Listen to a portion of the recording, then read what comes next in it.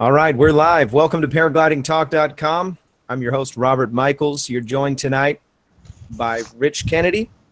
Neil is no stranger to the show, and Jessica Frump is standing on launch at Soboba. She was going to join us for the full show, but she decided she was going to go speed flying instead.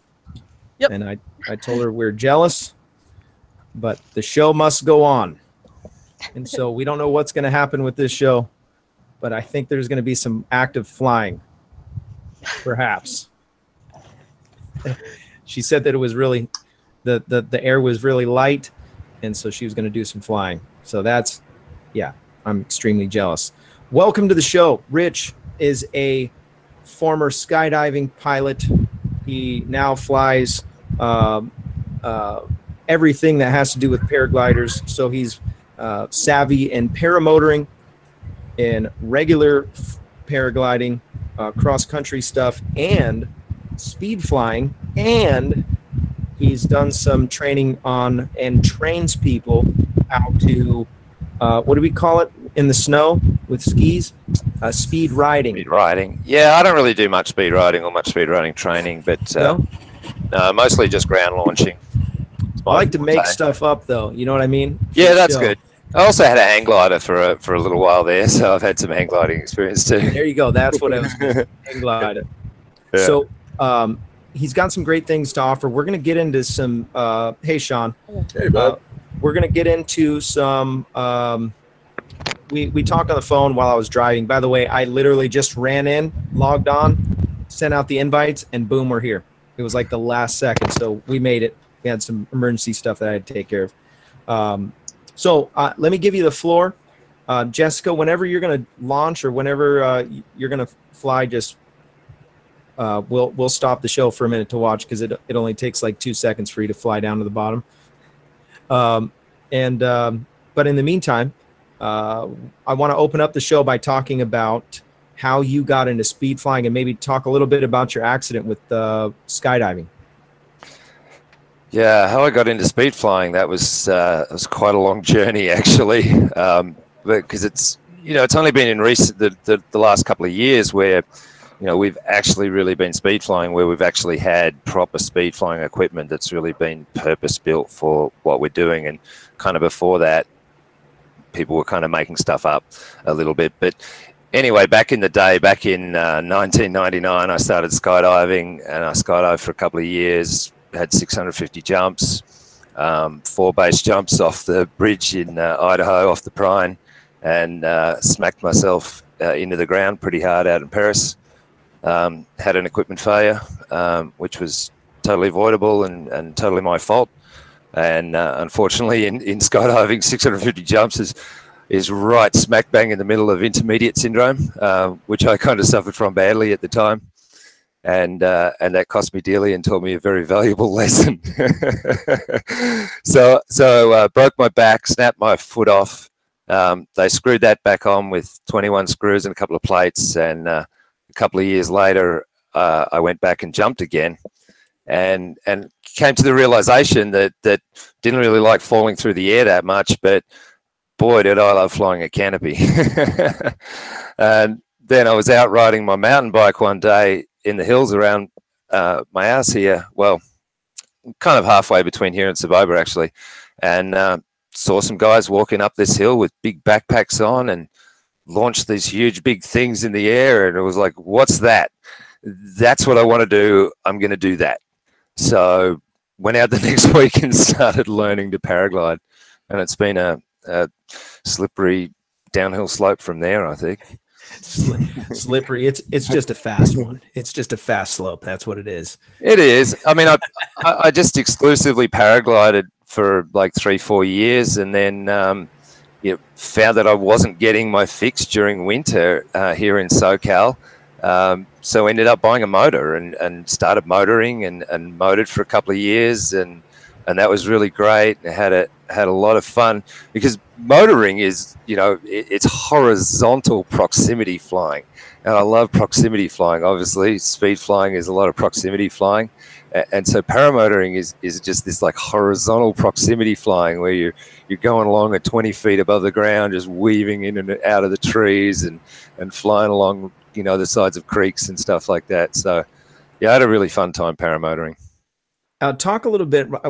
You mentioned that you had a toggle that came off. Yep. So your brake line while you were skydiving. Yeah. So in the skydiving world back in those days, you got to understand something about the way skydiving canopies are rigged. They have a brake line that comes down, and then there's a short brake line at the end. It's called the lower brake line, and that's used to adjust the length of the overall brake line. Because on a skydiving harness, when you buy a canopy, it doesn't come with risers. Because in the skydiving world, you have your own custom risers that suit the length of your arms. So I had 22-inch risers. My wife had like 19-inch risers on her. So the risers go with you, not with the wing, right? So when you get a wing and someone gives you another canopy, it's like you've got to attach that canopy to your risers, right? Oh, wow. And so at the time, Icarus was shipping their canopies with the lower brake lines just finger trapped, where they put them in and cinch them back, with the idea that you would give the canopy to your rigger, and your rigger would adjust it to the right length and then stitch it for you, bar tack it. It's a funny story because I'd torn my canopy, kind of swooping it in and carving a landing. I'd hooked it on a windsock out at Paris, and so I had to send my canopy away to get it fixed. And I borrowed this canopy from Square One, and they were like, "Oh, here, have this other one that you can use while yours is being fixed." Hooked it up, did like 30, 40 jumps on it, no problem at all. And then jump 45, deployed, the brake line was there and I was steering it. And then, swooping, you come off the brakes and you get on the front risers and you pull the front risers down and dive it at the ground. And when I transitioned from tension on the brakes to no tension on the brakes, the brake line slipped out of the toggle. So at the bottom of my dive, when I'm trying to plane out of the dive, this arm just went whoop, and this arm was like, "Don't pull this down, or you're going to rotate into the ground and die." So yeah, it was pretty awesome. Hitting the ground at about a 45-degree angle at about 45 miles an hour, and then like whee, bouncing through the air. Oh. I met some guy later at like a Halloween party a couple of years later at the drop zone. He was like, "Oh, I was there on the grass. I heard this thud and I turned around and all I saw was like you flying through the air at eye level past me." Oh. God. So it was pretty funny because, a big accident like that, the brain kind of protects you, and so I didn't feel any pain from it.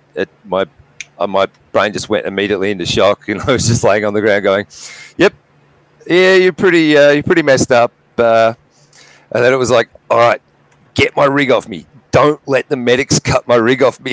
Oh yeah, because that's the first concern in every skydiving accident. Is like, don't let the medics like cut my gear off me. Like, it'll be ruined. Yeah. And literally in this time, your foot is dangling by skin. There's nothing holding it together. Just no more bones, just some tendons and some skin. Yeah. So, yep, taught me a very valuable lesson. Learning hurts. Yeah. Oh, so that happened at Paris? Yeah, Paris back in 2002 on the grass right in front of everybody. Brutal. What was it? Oh, it was even more brutal. I was doing a two-way jump with my wife, and she watched me from above in the air spiral down and smack into the ground, and then she had to land after me. Oh. Oh. Yeah, it was a pretty brutal event. Oh. So that was quite some time. 2 years later, you recover, everything's done. Yep. You said, "You know what? I'm going back up again." Yep, going back up, going to do some more skydives, check it out. And it was like, as soon as I threw that pilot chute out and as soon as I got under canopy, it was like, this is really what I want to do. Not this falling through the air at 160 miles an hour. I kind of just want to fly a canopy. And it's funny because in skydiving, there's two types of people in skydiving. There's people that see the canopy ride as a means to do another skydive. And they don't even pack for themselves. They just pick it all up and they just hand it to a packer and they just like, "Pack this for me. I got to go practice, falling through the air or whatever." And then there's the other skydivers who absolutely love flying canopies. And it's like, I'm getting two for the price of one because I get to fall through the air and I get to fly a canopy, right? But there's a whole bunch, like probably more than 50% of skydivers who hate canopy flight, who just like, I just get me on the ground safe without dying, and oh, whew, okay, now I can make another skydive. You know, now I can fall through the air again. So you did quite a bit of base jumping too, huh? I went and did, at the time, Basic Research was a company over here in Paris, and they were kind of one of the lead manufacturers at that time. And back in those days, there weren't, you know, a lot of base jumping courses that you could take. So, you know, I had to buy my own gear first and kind of jump the canopy a bunch of times, and then went up to the bridge and did a class over a weekend with them and got 4 jumps in. And it was like 2 weeks later I smacked myself into the ground, so that's why I never did base jump again. But the interesting thing was, you know, that in base jumping I was looking for something where I was autonomous and I was making all the decisions, right? And I didn't have to rely on having $1 million aircraft, having a pilot, having a manifest, having an airport, having all that kind of infrastructure in place, you know, to be able to enjoy the sport, right? And that was one of the things base jumping, why base jumping appealed to me, because it was like, just drive to a site, grab your gear. You got to get up there. You got to make the decisions about the weather. You got to make the decisions about the time of day you're jumping. You got to make the decisions about, you know, everything. You got to make the decisions about the pack job, because the pack job's, you know, very specific to the type of jump you're doing, you know, and all this kind of stuff. And that's what really attracted me to that. And to carry that over now to speed flying, it's like speed flying checks all of those boxes that I was looking for in base jumping, except I'm not leaving the hill unless I have a fully inflated flying wing above my head, not just one packed in the back, you know. Right. So all of the same rewards, except I've taken the biggest risk component out of it, right? And that's one of the reasons why I love speed flying, because it checked all of those boxes, right? But without the biggest risk component. So you see these guys hiking up the hill. They're flying full-size paragliders. Mm-hmm. You see them. This was at Soboba. You see them hiking. It was at Winchester Bowl, actually. It's at Winchester Bowl, which is a little site in between, you know, Soboba and down towards Temecula on Winchester Road there. And it's only a little 300-foot hill. These guys just drove in there and just hiked up and so what wings do? Out. You took off over there right away and said, "Hey, what do you got?" No, I was out riding my mountain bike with a buddy of mine, and we used to go ride around that hill like a bunch of times, because it was like a nice hour-long ride around the hill, and we went out there and it was like, whoa, what the hell? And then we went for a ride and we came back and like they were still in the air. You know, it was like, whoa, this is what paragliding is. How is that possible? I had no idea, you know, that this is what paragliding was. You know, I'd had a little bit of exposure to it through the skydiving world, but you know, it was always kind of not what, you know, I'd seen on that day. So it really appealed to me. Okay, so let's talk about the transition. You make the decision, I'm going to do that. I'm going to foot launch a paraglider. You go out and get some gear. Where did you go next for like training, stuff like that? How did you get under a canopy that way? This is not a setup question. I know. I'm trying to remember the rules though. I did a little bit of training down at down by the coast in La Jolla, and kind of didn't really mesh with one of the instructors down there, and kind of had not a pleasant, you know, too pleasant an experience. So after maybe 5 or 6 flights down there, I just took my gear and went to Winchester Bowl and started flying. And in the first, you know, I knew from skydiving that currency is the most important thing, right? Being current, doing it again and again and again, day after day after day. So the first month I started flying, I went to Winchester Bowl every night after work, and my goal was spend an hour in the air. So in the first month of flying, I got 20 hours. Oh, wow. Right? And that really helped me to progress a long way, because one of the things, you know, one of the big things about teaching yourself or about going out and teaching with very little instruction is that you just don't know what normal is, you know, and that's one of the benefits of having an instructor there, is that something happens and you're like, well, is that normal, or is that something I should be worried about, right? And the instructor can just tell you, relax, it's cool, you know, or okay, head straight out and land right away, right? But you know, when you're trying to figure that out on your own, that's a little bit of a stumbling block. So you've just got to understand that the learning process is going to be longer. You know, expect it to be longer and expect it to progress at a slower rate, and be patient. You know. And that's kind of what I did, because you know, half the time you're up there and you take a tip collapse and the thing like opens up and you're like, is that normal? Am I about to die? I don't know. It's never happened before. I haven't fallen out of the sky, so I guess it must be okay. You know. Yeah. So that was a bit of fun. So you obviously had some friends that were in the sport already, so you're bouncing some of this stuff off of them. I imagine you're calling some of your friends to say, "Hey, check out what I'm doing. I know you're skydiving." I didn't know it. None of my skydiving friends. I'd kind of lost touch with the skydiving community at that point, you know, because they were all still skydiving and I wasn't. So I didn't really know anybody else. And have anybody else to bounce ideas off. You know, I had the manual, I had the book, and I read that cover to cover several times, The Art of Paragliding, and that was very, very helpful. I already had a pretty good understanding of the weather, because I'd already spent, you know, during my recovery, I couldn't fly, so I chose to fly vicariously through other things, like helicopters and discus launch gliders and, you know, remote control things. And so I started flying discus launch gliders and learnt a ton about thermaling, right? Because you don't have a motor, you just throw these things up in the air and then you start catching thermals. So it taught me a lot about sources and triggers, and it taught me a lot about, you know, tracking thermals back with the apparent wind and all this kind of stuff, because I'd had years of flying remote control aircraft, you know, seeing that. So it was this kind of culmination of I'd been doing all these things and observing all this weather and trying to get this deep understanding of how thermals worked, and then it was like, oh, so well, here's a wing, and like you can go and experience it for yourself now. So that was pretty awesome. I got to watch somebody fly a really nice what do you call it? You just grab it by the end. What did you call it? Discus launch glider. Discus. DLG. Yep. Yeah. Yep. And it was incredible. Yep. He was standing on the ground in the LZ over at Palomar, and he would throw it from the ground, and he would fly it for like 5 minutes at a time. Yep. From the ground. Yep.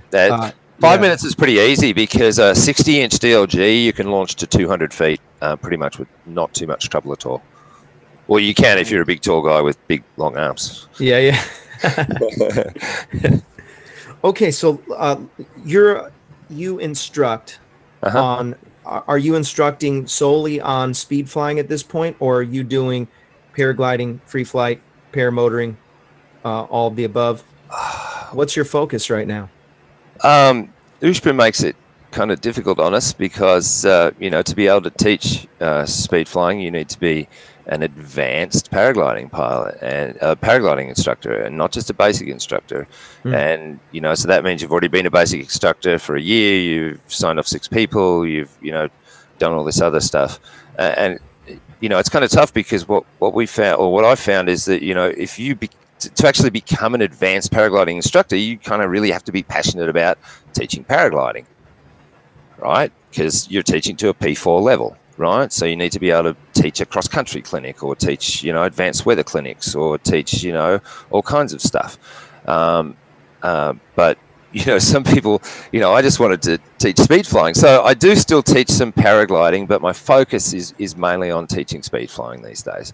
You know, I like to just teach speed flying, and it's worked out great, because Jess has, you know, been at the site, and she's teaching all the paragliding students, and I'm teaching all the speed flying students right now, and it's kind of working out really good.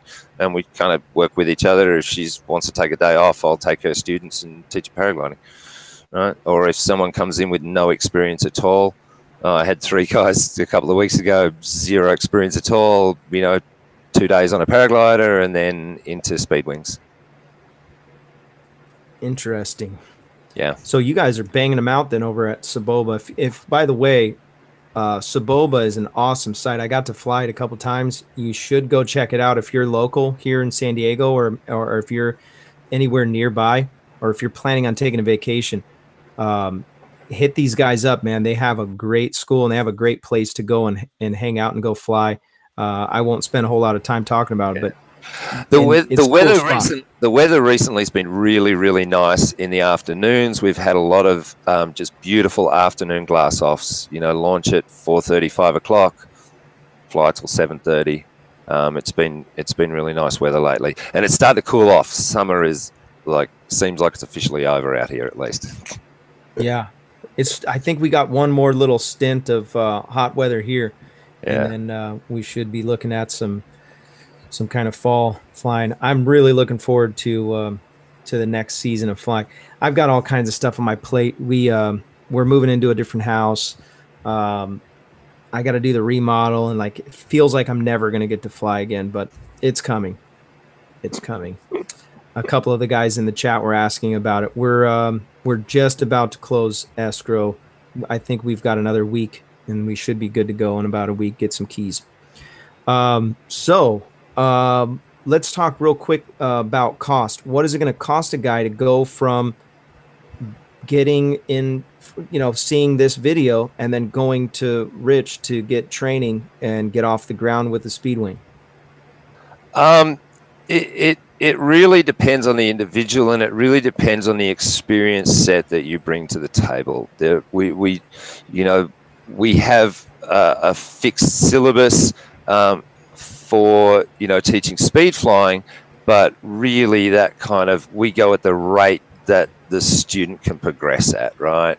And so a lot of students will come in and spend maybe 2 days with me, 2.5 days, and then I like to kick them out of the nest and send them out to go fly. And what I'm going to recommend is don't go out and fly other sites. Come, stay here at Soboba and just fly, either rent a wing or whatever, but you don't need to pay for instruction for those days, and I'll still talk to the students and set goals with them and watch what they're doing. But a lot of the times it's 2-3 days, especially if you've got some skydiving experience or you've got some paragliding experience. Or I even had a guy recently who had no paragliding experience, but he had paramotor experience. All he had was 2-3 years of flying paramotor. And it was quite funny because we discovered a new syndrome called paramotoritis. And it's when you guys get close to the ground, you don't take landing seriously because you're just well, let's just go around and do another one. And he ended up landing downwind twice because he got himself in bad situations and under the mindset of what I'm used to flying is I could just power out of this. So yeah, that was fun. That was a new one for me, the paramotoritis on landing. Paramotoritis. Yeah. Like that. I might have to make that as a t-shirt. Yeah. I'm coming up with these ideas for the shirt, by the way. Resurgence PPG hooked it up with some shirts. I see Sean, he got his too. I know Neil got one too. So shout out to these guys. If you don't know anything about Resurgence PPG, look them up, resurgencepppg.com. They have a great organization. They're getting guys up in the air. They sponsor military vets and will get them up and flying. They'll, if you donate to their cause, they're a 501c3, so it's tax write-offable. And they got a really good organization, and they need your help. They've got guys lined up that want to go and get up in the air, and he can't sponsor everybody right now. But eventually he'll be able to do it. We just need to keep promoting and keep pushing the plan. But yeah, man. So I'm digging speed flying. I actually talked to a friend of mine today who was flying with you not too long ago. Chris, he has a channel. He's a paramotor guy. He's actually flying as we speak, and he's getting his tandem license. So he's he called and asked me if I would be a test dummy for him, and I told him we have the show, so couldn't do it. And but he's doing it through an instructor, all that. He's doing it the right way. And but yeah, I think you have to have, your student has to be a pilot in order for you to be able to do it, or something like that. I don't know all that stuff. But yeah, man,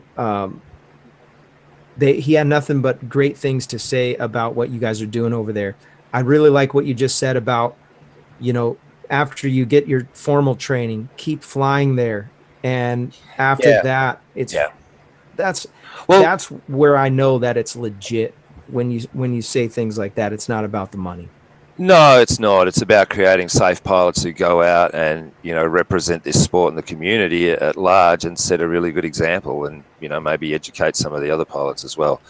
Speed flying, you know, essentially what we're doing when we're paragliding or speed flying or we're doing any of these sports is we're doing three things. We're going to launch, we're going to fly, we're going to land, right? And in speed flying, it's really important that early on, those first 20, 30 flights, we really focus on the launch to really get that launch down, because the launch has to work right every time, and you have to be really in tune with what's going on with the wing and where it is in the interstage of the inflation, right? Because launch is two things: inflate the wing, then accelerate the wing to flying speed, right? You need to know the wing has inflated, because typically speed launches are very committing and they're a lot shorter, right? So that thing has to be up above your head in 3 or 4 steps, and then you're going down the face of a hill pretty steep, and you need to know that that's going to work. So early on, we really focus on the launch and don't set too high goals in terms of flying or in terms of, you know, landing. Really want to get, you know, because in paragliding you can abort a launch pretty easily, right? And in paramotor you can do that pretty easy. You run on the flat, the wing doesn't come up, okay, we'll just shut it down. Jesus, I'm going to sweat a bit more, and then just lay it out, and then off we go again. You know, but in speed flying, there's a lot of consequences on launch usually, and that's where a lot of pilots get hurt. That's where a lot of accidents happen, is that wing doesn't come up perfect every time. You know, if you're this is what I tell students: if you're shutting down more than 1 in 100 launches, you're making bad decisions, right? Because every time you put your first foot forward and start that run, you know, that's a decision that you made. You made that decision based on, you know, what the wind was doing, you know, what you, and even laying your wing out, you know, how you lay your wing out, that's a decision. You know, clearing the lines, that's a decision you make. You decided to only spend 10 seconds clearing your lines instead of the 30 seconds, you know, and you would have found that tension knot, right? So, you know, tension knot launch with a paraglider, no big deal. Gonna, you know, maybe affect 5% of the wing, give you a little tiny turn. Tension knot launch on a speed wing, man, that thing's going to affect 20% of the wing, and it's going to start swinging you back into the terrain as soon as it starts to load up, and you're going to have to give it a huge big weight shift to one side just to get it to fly straight. And you're going to have to do that right away, or you're going to be smacked into the rocks, you know. So the consequences that flying a faster, smaller wing, you know, are much greater. And that's why, you know, early on in the program, it's like really just, let's just focus on this launch, get that down. And as we start to do that and think about the process starts to slow down for us, and we become really in tune with what's going on. It was interesting. Recently I had a guy, and he did a couple of days, 4 days, and we did speed flying in the morning, and then in the afternoons we had fantastic weather, so we went paragliding. And by the third day, he said to me, he was like, this is incredible. Like, flying the speed wing has given me a much greater appreciation for flying my paraglider. And I feel like I'm more in tune with with what's going on now. Because when you're forced to do something at a faster rate and a faster pace, and it's happening quicker, right? Then when you go back to a paraglider and everything's happening in super slow motion, you know, you're much more aware and in tune of slicing and dicing that process and figuring out what's going on. You know, it really helps in these sports to be, you know, to just try a bit of everything. Try some speed flying, try some paragliding, try some paramotor, you know, because it just makes you a better pilot overall, I think. I love what you said. Every decision, you're making your decisions. Yeah. Well, that's really important. And you especially say that is you're making your decisions. And this is one of the things that I tell all students is flying is a personal journey. And we're all on our own individual personal journeys, right? And you shouldn't be comparing yourself to what other people are doing, and you shouldn't be trying to keep up with what other people are doing and stepping outside of, you know, what your skill set is capable of. You know, just because someone else is doing it doesn't mean that you need to do it. And if you want to spend a long time in this sport, then you'll realize that flying is a personal journey, and you fly within your own limits rather than flying within other people's limits. Yeah.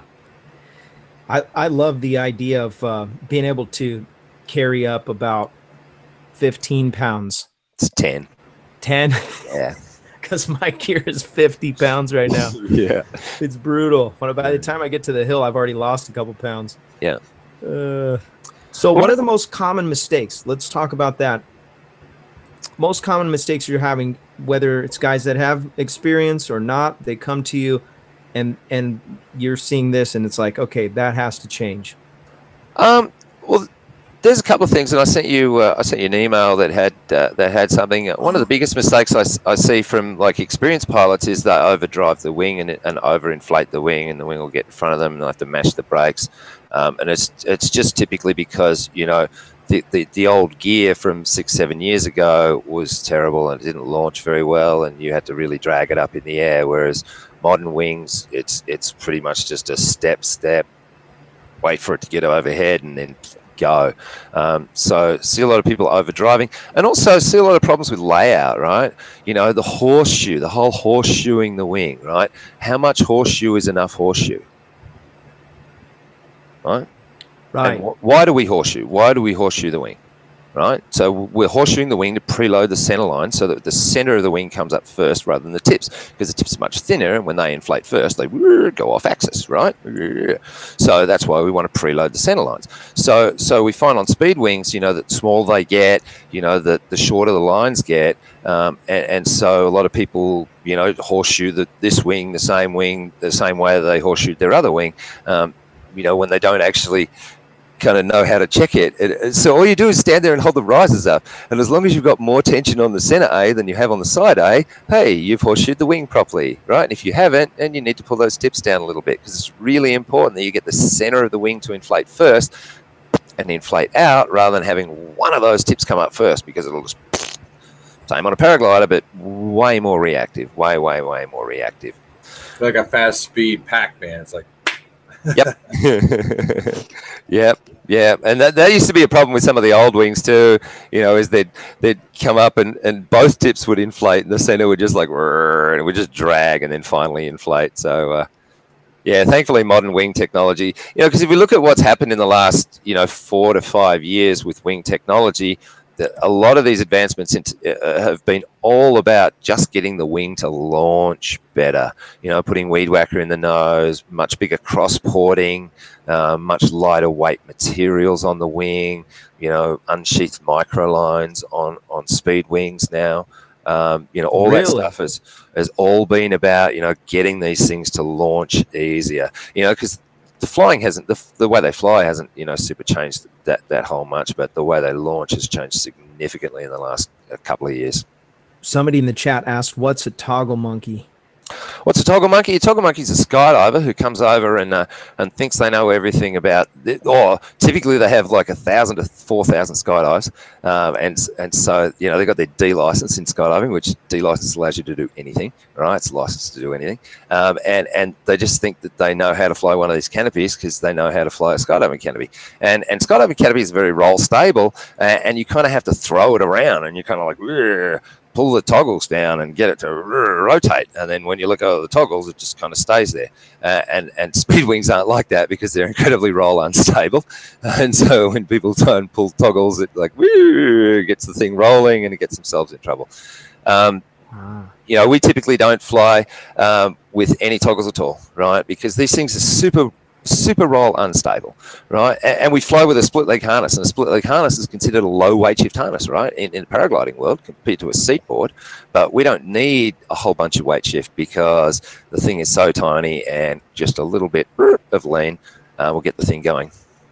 So the other thing is too that you got to think about is G-force, and because speed flying is a lot about energy management. It's a lot about managing energy. It's about building energy, and it's about bleeding energy. It's about managing that energy, and you know, our wing loading affects our launch speed, how fast we're going to launch.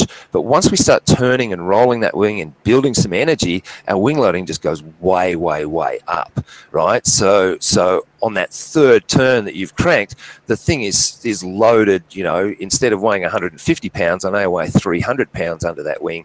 So just a little tiny weight shift is going to make that thing rip, right? And so that's what we find, right, is that, you know, it's so much about energy management, so much about building energy and managing that energy, and it doesn't take a huge wing loading to achieve that. I forget where we started there. I just started rambling on about stuff. No, that's great. This is nonstop information. I'm on overload. Yeah, I need a speed wing right away. it's an easy transition for most paraglider pilots. It's a pretty easy transition. I like it. I noticed Jessica is flying is it a 9-meter wing now? 9? Yep. So that's a tiny little thing. It's like literally the size of a single bed sheet. Yeah, I just got an 11-inch Rapidos, and she just got a 9 Rapidos, and I weigh 190 pounds, and she weighs 140 pounds. So it's not the size of your wing. It's not the size of your wing. It's how much you're loading it. Right. But one thing about wing loading, though, that we have found is that once you get into the smaller sizes, that roll axis length plays a really important part in that, and that you don't need a high wing loading on a small wing because of how short the lines are and how short that roll axis, the distance between you and the top of the wing becomes. And so on bigger wings, 14, 12, above 12 meters, it's really important to load them. But on smaller wings, it's not as important to load them because you get huge amount of roll sensitivity because of the roll axis length. So the older style wings, the lines were longer, and now the lines change by size, right? Lines change with size, right? So 16 meter, 14 meter, 12 meter, 10 meter, 8 meter, right? So they all change with size, and that dramatically changes that the length of that roll axis, the distance that the canopy has to roll, right, versus rolling all this distance versus this much distance, right? It takes much longer time to roll when you're further away from that center than when you're closer to that center. It's much quicker to roll, right? I got a question for you. Have you ever flown a speed wing with a paramotor? No, because I'm too heavy. I used to weigh. I just lost weight over summer teaching out at Soboba. It's just impossible to keep weight on. But I was up to my winter weight of 210, and that was my old normal flying weight. And I flew a mini plane with a top 80 in it, so I didn't have a lot of climb on that. But yeah, that's why I never even thought that was possible to fly, a mini plane with like a 16 meter. That's crazy. I saw a video of Chad Bastian doing it down in Florida on a mini plane with a 16. I've seen some guys in Europe do it. Yeah. I think Sean has a 16-meter wing. No, mine's an 18. You got the Firefly 18? Little Cloud. Yeah, 18 meter. Yeah. I kite that. That's my kiting wing. Until I can find a mountain big enough that I can, Yeah, so that's interesting because little clouds are kind of, people buy them thinking, oh, this is a speed wing, and it's not. It's a mini wing. It's a small paraglider, right? So to me, and this is really important because there is no real definition of what a speed wing is. Any company can make a wing and say this is a speed wing, right? But to me, a speed wing is something that has an aspect ratio less than 4:1, right? So we look at the phaser, that's 3.2. The Firefly is about 3.5. The Rapidos is like 3.9, something like that. They're all less than 4:1. And once we get above 4:1, we're starting to get into paraglider territory. And the little clouds are more like 5 or 6:1, right? That's why they've got an 8:1 glide. And that's something I noticed when I was kiting the wing was just like, this doesn't feel like it is a traditional speed wing. It's not. It's more like, like you were saying. It's a small paraglider. Yeah. So one of the major differences is pitch stability. So it has longer lines and it's going to be more pitch unstable, right? It's going to be like a paraglider, except it's going to be more twitchy because it's more highly loaded. Yes. It's a lot faster, but it has that paraglider feel. Yeah, it definitely has that paraglider feel. Yeah. So you sent over a list of things, and you've covered 4 so far. You said trim speed is the slowest that you want to fly. Yeah, so that's an interesting concept, and it's something that not a lot of paraglider pilots understand because in the paragliding world, we always want to fly at what I like to call maximum lift, but some people tend to call minimum sink, right? But It's not the least amount of suck. It's the most amount of awesome, right? It's maximum lift. It's not like minimum sink. Oh, we're in minimum sink again. That sounds terrible. We're in maximum lift. Yay! Maximum lift. So we always want to fly the paraglider slow because, you know, we're trying to capitalize on lift, and we're trying to, you know, have something in the brakes so that we can maintain, you know, pitch stability in the wing when it pitches back and pitches forward. On a speed wing, very pitch stable. So we get pitch stability for free, kind of like you do when you're flying a motor, right? Because you're dragging it through the air and it's pitched up at a couple of degrees. You've got a higher angle of attack. And it's always highly loaded, right? So you never take little tip to collapses because you're dragging the thing through the air. And the same, you know, is true for a speed wing. You know, when we fly straight out from launch, I'm going to check the wing, dump my trims, and then I'm going to start turning. And I'm going to keep the thing turning, because I want that wing pressurized and I want it fully loaded. I don't want to be flying straight and level when I go through some bumpy air. The other thing is I want speed, so I'm cutting through that air, right? The other thing is, if I have speed, right, of course, in aviation, we can trade altitude for speed, or we lose altitude, but we gain speed, or we can trade speed for altitude. We gain altitude, but we lose speed. So if I don't have speed, you know, and I'm turning with toggles, right? So if I'm turning with toggles, I'm creating drag on one side of the wing, slowing the wing down, allowing it to yaw, and then it dives back to pick up speed, right? To recover back to trim speed. If I'm rolling the wing with weight shift, I'm rolling it and then I'm carving it through a turn. So I'm building energy the whole way through. So if I over rotate and I'm suddenly like pointing at the hill or getting a little too close to the ground, just a little tiny tap on those brakes trades some of that energy that I've been carrying with me for lift, right? And woo, I can pop up 10 feet and just keep going.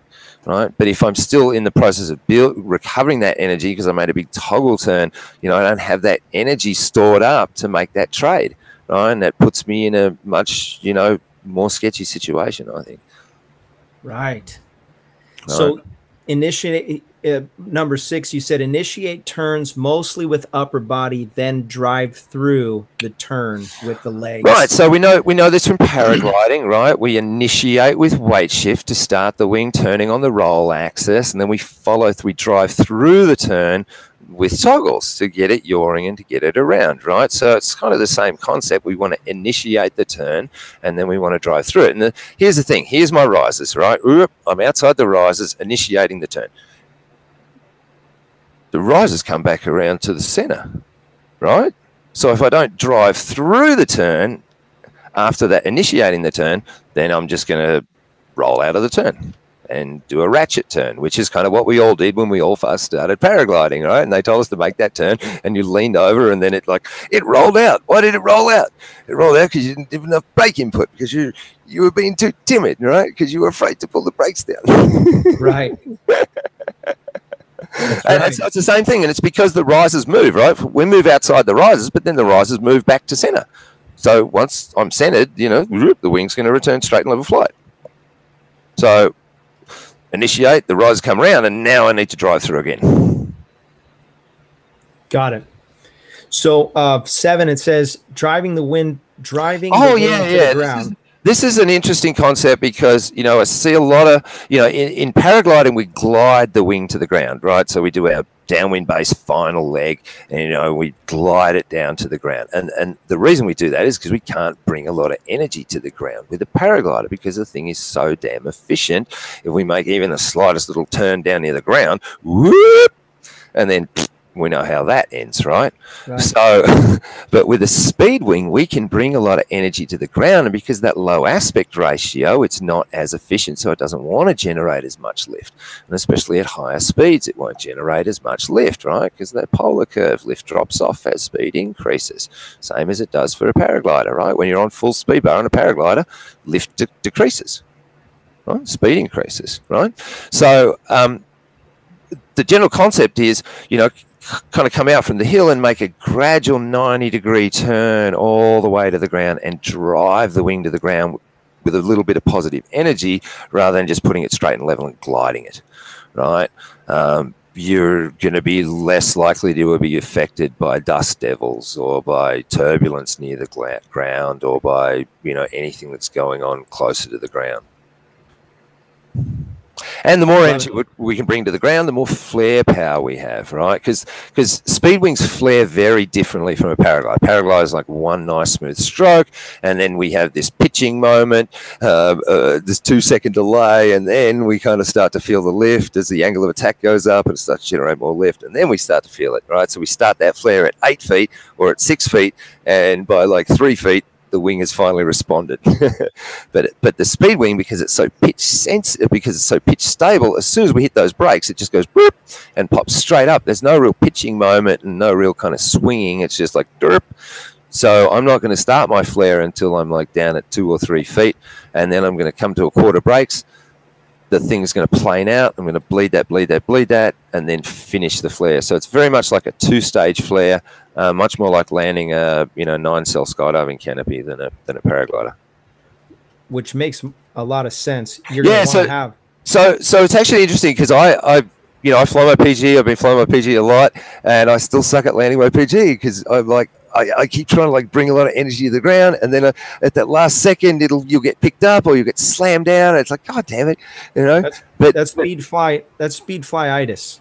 Yes, but it's not. It's just, you know, the other day, everybody was getting slammed on the ground. Everybody was getting slammed on the ground because the air, like the last 10 feet of air was just like super thin and super sinky. And everybody came in, tried to flare, and then just like, boom, got smacked on the ground. There was like 6 of us that did it. But on my speed wing. You've got an invention, and I want to share this. I'm going to screen share this because it's very interesting, and I want you to talk about it a little bit. You sent me an email some time ago, and yeah, there it is. I'm going to show a close-up with my let's talk about this device. Yeah, so one thing I discovered teaching speed flying, you know, the more you do it, the more you see these patterns, and I started to see patterns appearing in people having trouble launching later in the day as it was getting hotter, and it was like, oh, that's because it's getting hotter and the air's getting thinner, you know, but what's going on, right? What's going on? And it turns out that that's, you know, a little thing called density altitude, which is made up of pressure and temperature and humidity. And so I built a little device. It's a little ESP8266 microcontroller there in the center, with a little OLED display on the left there, and it's got a pressure, temperature, humidity sensor around the back there with a battery on it.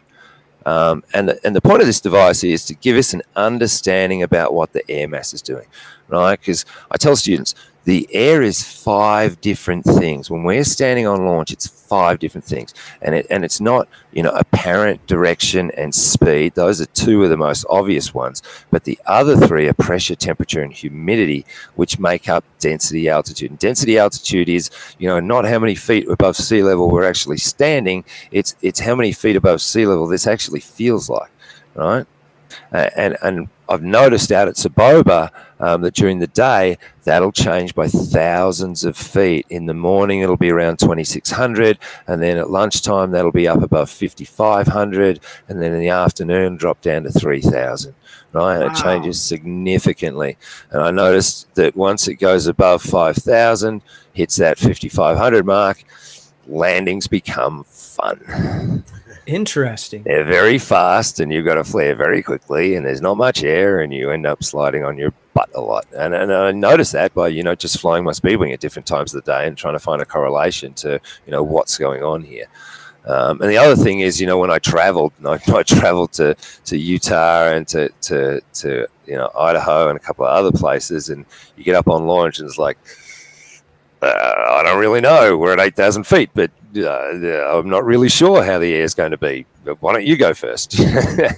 But, you know, this little device gives you kind of a good understanding. You can just pull it out of your pocket, turn it on, and right here it's telling us that, you know, density altitude is 3,800 feet, and it tells us that we're plus 2,400 feet over what our actual altitude is. Right, so a little plus is just how many feet over current altitude, and it displays a bunch of things. It displays pressure, right? So one of the things I can look at there is I can say pressure is 1011, and we know standard pressure is 1013.25, so it's low pressure right now, and low pressure is thinner air, right? High pressure, is thicker air. So by being able to look at this, I can say, oh, well, that's kind of one of the things that's influencing that. I can look at the temperature and humidity as well, and I can see it's 44 degrees humidity, or 40% humidity, 37, 38, and it's almost 31 degrees Celsius. And so I can go through the actual, have a look at the parameters that are affecting that and go, oh, look, it's low pressure. Okay. I didn't realize it was low pressure. There's not many clouds in the sky, but I'll take your word for it. It's really valuable for people. Yeah. Also, I was talking to a guy the other day, actually, a skydiver, and he was like, "Wow, that's really valuable. I'd love to have that." He was a swooper, and he was like, because that really affects us when we're swooping, and that's kind of where I first discovered it. Back out of Paris back in the day, first thing in the morning, you'd make that turn from 400 feet. But by 11 o'clock, you were making that turn by 800 feet, and you were falling at the same rate and at the same speed. But earlier in the morning, the air just felt so thick. You just felt like you were trying to slice through it with a cold knife through cold butter, or a hot knife, cold knife through cold butter. That's interesting. So this device has it started life as my density altitude meter. So this was the first version in here, which I put a GPS on, and I put it in the Altoid tin. And then I got this hardware with a full integrated battery on the top. But I don't like the form factor of this. So I've got some new hardware on the way. It's going to be more like a wrist wearable thing that you can just turn on. Because I got really bitten bad in Idaho, in Haley, Idaho, flying with Will Burks one time. The air was so thin, and it was cold. And I'm used to coming from California. I'm used to when it's cold, that means the air's thick. But it was extremely low pressure, and that's what made it cold. But that's also what made it thin, and the humidity also made it ridiculously thin. And I had a horrible time launching my Firefly from 5,000 foot launch, and it was a ridiculously horrible experience. And it was one of those things. It's like, I need to understand the air mass better, and I need to understand, what's really going on, because I can sense speed and direction. No trouble at all. Oh, here's my other patented device. It's my patented low wind anemometer. You ever seen one of these before? Very good. No. So in light winds, really light winds, you can't really feel it on your face, but, launching with a very light tailwind can be, not ideal. So this is very useful in light winds. I think guys use vaporizers for that. Oh yeah, exactly. Yeah. Because you can blow out a real thick thing of smoke, and you can see which direction it's going. Because sometimes you don't have dust on the launch to be able to kick some dust, right? That's what I was going to say. I always see them kick the dust just before they launch. We're lucky. We've got dust. I guess when I travel, I got to take a bag of Soboba dust in my pocket. Somehow. Yeah, I've seen guys take blades of grass, throw it. I see the PPG guys do that. Yeah. I've been testing this for a couple of months now. This is the third version of the software and second version of the hardware. So, I hope to have something that's kind of a product here shortly. Are you doing any kind of what do they call that? It's like a GoFundMe for making something a creation. I just don't think the market's big enough for that. This is maybe not hardware costs on this is ridiculously cheap. I'm thinking that the whole thing's going to end up costing, retail price of like $45. Right, that's going to be final price, because this hardware stuff's cheap. It's got built-in Wi-Fi and Bluetooth on this stuff, so I can, talk to phone, do stuff on phone, and that kind of stuff. Do data logging and data collection. I kind of really want to just get a couple out there and get people to start trying them and give me some feedback on them, and give me some feedback on. That's what the website is. The website's called Kickstarter. That's what it is. There's Kickstarter and Motorsports. That's who it is. Mr. TNT Motorsports. You got the right answer. That's what I was trying to think of. So, you're talking about maybe handing out a few of those to some different pilots. I got some new hardware coming in. Oh man, this whole thing with China has really done some damage to the electronics stuff. I used to be able to get stuff from China in 10 days, 12 days, and now it's 30 days, 35 days to get to get something like this size from China. It's just ridiculous. Stuff's getting held up here in customs for weeks unnecessarily. You're putting all these things together in your shop here. So you wait for the parts to come in, you put them together. How many do you have? Yeah, I've got a little bench here, and I've got a bunch of sensors that I've wired up here, and I've got some more hardware here. I've got another one here that is kind of my test rig, and nice. I kind of had this one setting up and just ran it for 24 hours and just logged data on it for 24 hours and looked at, the trends and that kind of stuff. Very neat. So, yeah, and I've been trying out a bunch of different types of temperature sensors and humidity sensors and that kind of stuff. But, yeah, it's getting there. It's been a fun project. So you don't have them for sale yet? I don't have them for sale yet. I've got 2 working prototypes right now. Well, I feel like I'm as soon as this stuff comes in from China, though, I mean, the software's already written, so it's just a matter of it takes 45 seconds to upload the software onto the bloody things. Yeah. And yeah. So patent, huh? Do you are you going to go down that route? No, if anything, I'd probably sell a few of them and then open source it. I think it's probably what I'd do. And if people want to put one together, they can put it together and just download the code and have the code, Because I think it's a really useful device. And my job's, I retired from working in the corporate world. I used to do IT work for a Fortune 500 defense military contractor and did that for a number of years. And so, I kind of retired from doing that, and I don't really need to make a lot of money to survive. Which I'm very grateful for. Thank you, corporate America. Yeah. And I instruct because I love instructing, and that's why I'm not like teaching every single day of the week, because I'm not out chasing the dollar. I'm like, I want to take students and have those students have a really good experience and go away, better pilots or much better pilots. So I'm not really chasing money right now. I really think this is a really useful device, and I really think it would help a lot of people. I love it. Yeah. As soon as that's available, I would like to. I'll send you one, because the motor guys, it's very helpful for the motor guys too, because you may need to adjust your idle settings or something like that, your mixture, depending on what altitude you're at and what altitude you're launching at. We'll put a link as soon as those are available. We'll put a link on the website, and then that way we'll do it like that, and maybe we'll set that stuff up. Speaking of money, go support the show. This show, I have a setup on Patreon if you want to support the show. We have guys making up to $15 gifts to the show. You don't have to do a monthly if you can't afford a monthly, and maybe you just want to throw $5 at your favorite show or whatever it is. Please do that. And I would just want to keep the show going. I've got some ideas about some T-shirts. I have an idea about making a shirt that says paraglidingtalk.com on the front, or maybe just a logo over the pouch. And then I was thinking about having it say on the back, I might have intermediate syndrome. And so just putting it out there, if you see that shirt, I'm the one that came up with that idea, because I'm pretty sure I've got that. And anyways, I was thinking about making some shirts. These are simple. I think I like the idea. So if you have some ideas of what you want to do, show me your ozone shirt. Yeah. So somebody asked earlier in the chat, what do you sell ozone gear? Do you work for Ozone? How's your relationship with them? I used to be sponsored by them for speed flying.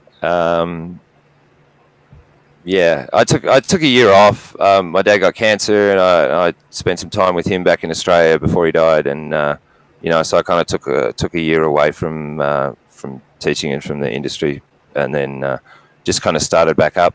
So they kind of dropped their sponsorship on me while I took a year off, but they hooked me up with a Rapidos, so I'm pretty grateful. Oh, nice. Yeah, they hooked me up pretty good with that. So that's great. That was really nice. Yeah, and we're dealers for Ozone, but we sell other gear as well. But we're official Ozone dealers out there, and we just love their stuff. In the Speedwing world, there really is only 2 manufacturers right now. There's Ozone and Swing, and anyone else,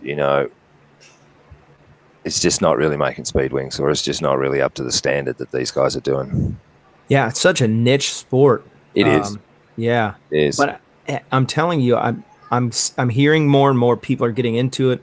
More and people are excited about it. That's why I was excited Well, to do this it's show. really great because it's very complementary to paramotor or to paragliding. You get to a site and there's no wind and there's no lift. What are you going to do? Well, I'm going to fly my speed wing, and then as soon as it starts to pick up and as soon as it starts to get thermic, what are you going to do? Well, I'm going to go fly my paraglider, right? So, they're very complementary. They don't ever conflict with each other. It's never like, oh, it's never the perfect weather for paragliding and for speed flying. It's either one or the other, right? That's pretty. I just think it's cool, man. There's something about it.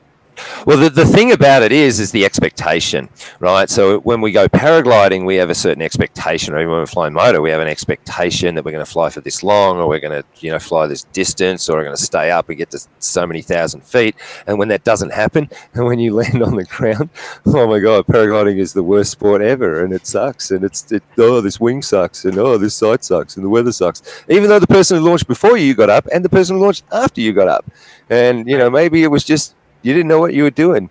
But in speed flying, your expectation is I'm going straight downhill. I'm going, it's 45 seconds from the 800, right? So I'm descending at 1,000 feet per minute. And if that takes 30 seconds, then I was probably going even faster and probably having even more fun. So it's very hard for your expectation not to be met.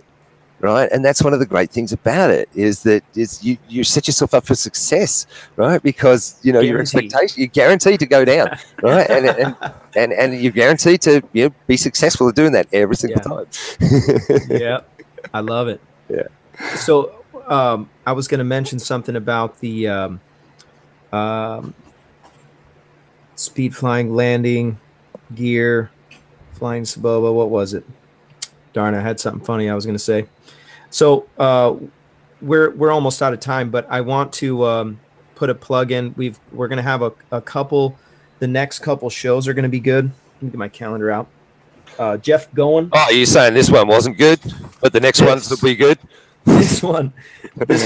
Have you seen the chat? Have you been paying attention to the chat? No, I've just been watching the video screen. They are loving this show.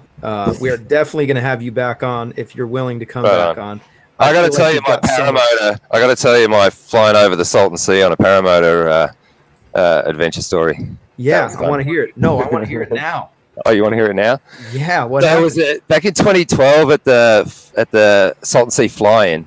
It was like first thing in the morning on Saturday morning, and I'd gotten there late Friday night, and I had a short flight, and then Saturday morning, I got up 7:30. Didn't even take my wallet, my keys, nothing. There was just like this much fuel in the tank. And I'm like, I'm just going to go zip around for a little bit, get up in the air, turn around, and there's just a wall of dust, like this huge gust front of dust coming in, because I didn't look at the bloody forecast. There was other people flying, so I just assumed you just fly, right? And tried to get back to shore, and I couldn't get back to shore. It was just started going higher and higher and higher, and then just started taking full collapses where I'm just like falling backwards with my motor on my back and just like, whoa, trying to get this thing under control. And then I'm like, all right, well, I'll sit this out for a while. I pulled my mirror out, had a look at my gas tank, and I had like tiny little bit of gas left. So I turned around, I looked at the other side of the Salton Sea. It was like, oh, let's go over there. And just ran, and because I had a bit of a tailwind, I was like full bar on the thing, full speed bar, and it was a fast wing. It was a high DHV, high end B wing, and so I went pretty quick across the other side. Got to the other side, spiraled down, landed, got my wing in right before the gust front came through, and it was like, oh, cool. Didn't have my phone, didn't have my wallet, didn't have my anything with me, and then I landed next to this little shanty town on the other side of the Salton Sea called Bombay Beach City, which is a bunch of old tweakers and old like crazy alcoholics like living in like little trailer homes. And so this guy comes out, he's like, hey, how you doing? And I'm like, oh, how's it going, man? Yeah, can I hang out here for a bit? And he's like, oh yeah, sure, come in. You want a beer? I'm like, oh, it's 8 o'clock in the morning, but yeah, hell yeah. So I hung out with him, and he was like, oh yeah, my sister's coming out at lunchtime, and she can give you a ride back. And I was like, great. And I was like, I promise I've got some money, I'll like pay for the gas or whatever. But no worries. So the sister arrives, she's got a Toyota Corolla, which is no problem, mini plane, pack that thing in anything. And then she's like, well, I came out to take him to church, so we're going to the Baptist church around the corner, so you got to come to church with us.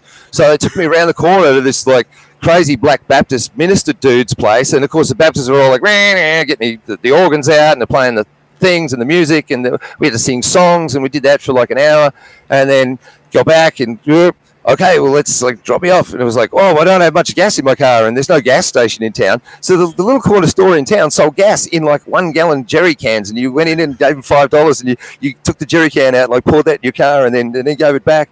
And so eventually I got back at like, I don't know, 6 o'clock at night to the, where the fly-in was, and got out of the car and walked back, and some guy was walking past, and he's like, hey, how's it going? And I was like, oh man, that was the longest retrieve ever.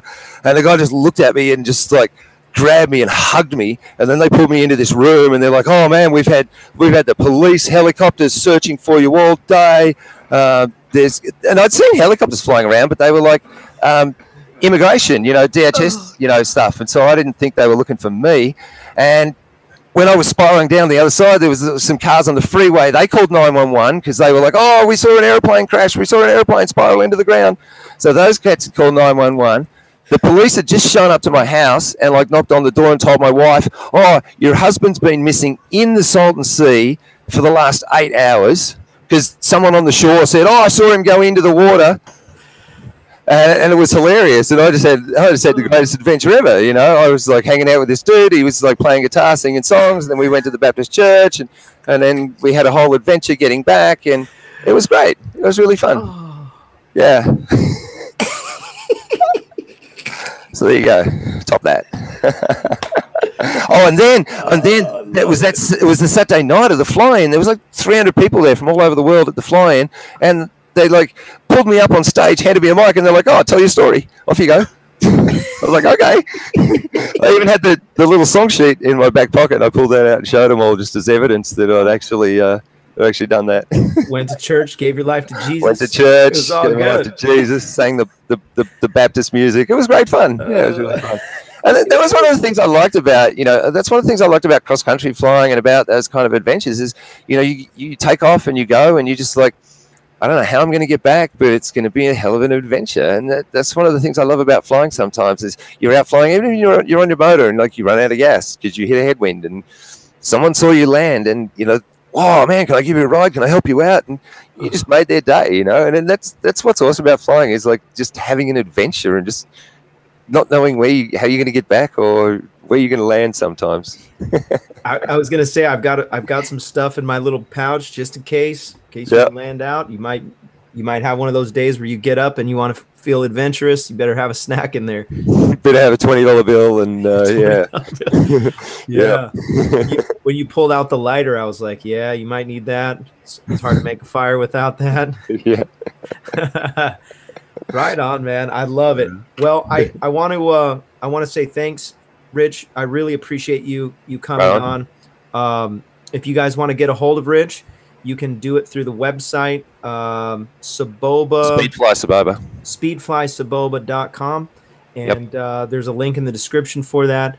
And if you want to get more details or maybe you want to fly there, I encourage you, look up these guys, Rich, David, or Jessica. They all are there often. Yep. Is that right? Yep. And I do want to put a plug in also next weekend. Hold on. Well, let me put a plug in. We're having an event on October the 26th. So if you're just, bilingual curious and you just want to come out and see what speed flying's all about, just come out and watch it. You might enjoy it. You might be bilingually curious. You might not be ready to fully commit to that lifestyle yet, but... Love it. That's the 26th, October 26th? Yeah, October 26th. Flying? Yeah. What are you guys calling it? I'm writing it as a fly-in at Soboba.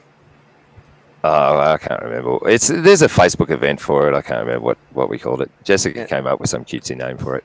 Okay. Here's a good question for you, Rich. Yeah. On the chat, Mark Amundsen said, what is Rich's dream flight? What is the most popular dream flight that you've ever had? Something that really stands out in your mind like, oh, that was awesome.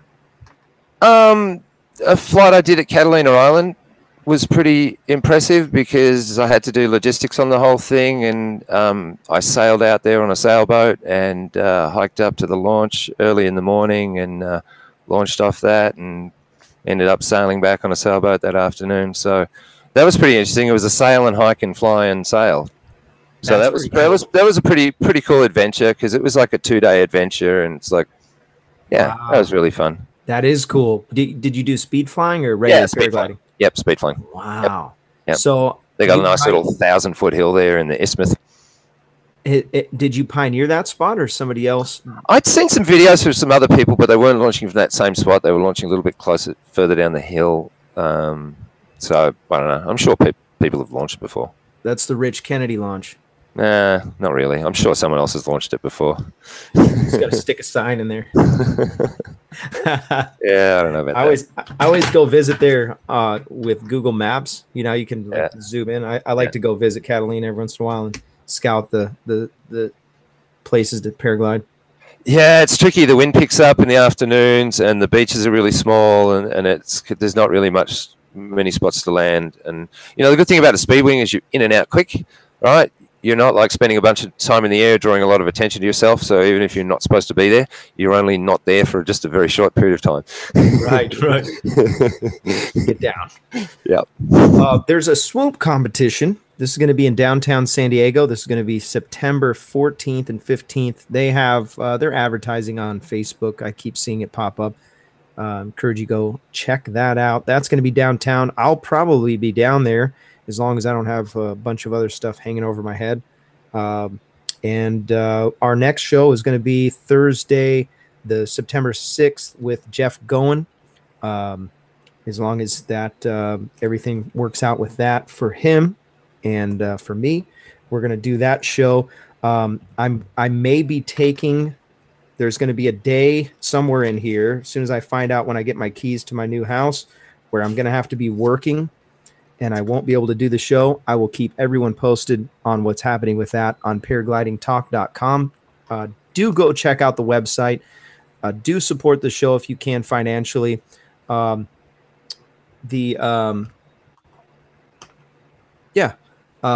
Rich, I really appreciate you coming on. We'll have a short after show. I really appreciate everybody who's been supporting the show. Another great, fun learning experience. I learned a bunch of stuff about speed flying today that I did not know, and I'm very interested in seeing the future with the device that you've invented there. I really like that idea of knowing a more detailed. That is so critical in our sport. Those details sometimes are life and death. And again, something I say about our show, some of the things that you're going to learn on here could save your life. And for the price of a cup of coffee at Starbucks, you're supporting something that can help a lot of people. So I encourage you, go to check out the description, and you can link the Patreon and support the show there, and then support the show. If you don't want to do it there, you can do it on Patreon too, or PayPal too. And so thanks again. Really appreciate everybody. Sean, thank you for what you do. I know PPG Flyer, he's or Nebraska PPG. He was on the show this whole time and just muted himself and put the picture on there just to let everybody know that he was here the whole time. And so I really appreciate everybody's support. Neil, I know you're not there, but thanks, man. Appreciate what you do. Resurgence PPG, don't forget about them. And we'll see you on the next one. If I don't see you in the air, I'll see you on the air. Have a great day, and talk to you soon. Smash that like button. Is it wrong if I smash the like button? Is it on no. Thing? No. Woody does it all the time. Okay. Yeah. Mark does too. He's like, I wrecked into that tree, but I like it. I'm going to hit the like button. Yeah. All right, guys.